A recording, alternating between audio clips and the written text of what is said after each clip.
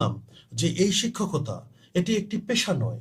This is not a profession, this is more than profession, this is a full of passion.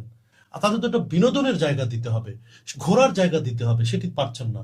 এখন যদি বলি যে এগুলো কিছুই দিব না আর সাথে সাথে তোমার মোবাইলটি কেড়ে নিব, তাহলে কিন্তু সমাজে আমরা আজকে দেখছি অনেক খারাপ ধরনের বিষয়, আত্মহত্যার পরিমাণ বাড়ছে।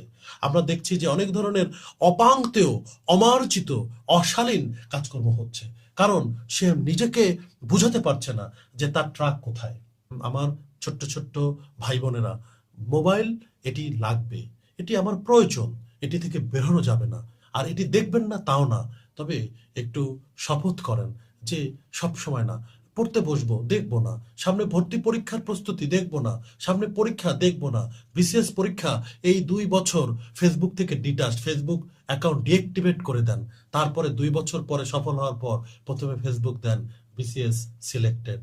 আমাদের দেশের যে অবস্থা, এটিকে বাস্তবভাবে বুঝে আপনাকে ব্যবস্থা নিতে হবে। প্রশ্ন হচ্ছে, কেন এত এত শিক্ষার্থীরা এই শিক্ষা প্রতিষ্ঠানে যেতে চাচ্ছে না? তাহলে শিক্ষা প্রতিষ্ঠানে নিশ্চয়ই আমার কাছে মনে হয় যে তাদের যে প্রত্যাশা, সেই প্রত্যাশাটা হয়তো সঠিক নয়। সেই প্রত্যাশার কারণে সেই প্রতিষ্ঠানগুলো মেটাতে পারছে না। প্রতিষ্ঠানগুলো চাচ্ছে একরকম, স্টুডেন্টরা চাচ্ছে আর এক রকম। অথবা এটার ভিন্ন হতে পারে, শিক্ষার্থীরা যেটা চাচ্ছে সেটা ভালো চাচ্ছে, কাঙ্ক্ষিত চাচ্ছে। আমরা শিক্ষা প্রতিষ্ঠানের শিক্ষক, শিক্ষা প্রশাসক, শিক্ষার অবকাঠামো, সামগ্রিকভাবে এর সাথে জড়িত যারা আছি, তারা যেটা চাচ্ছে শিক্ষার্থীরা, তাদের সেই কাঙ্ক্ষিত মানের বিষয়টি উপহার দিতে পারছি না।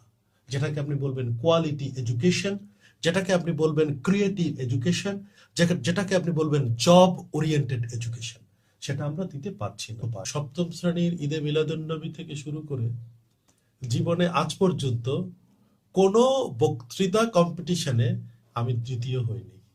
জীবনে প্রতিষ্ঠিত হওয়ার একটি গল্প তৈরি করতে হবে।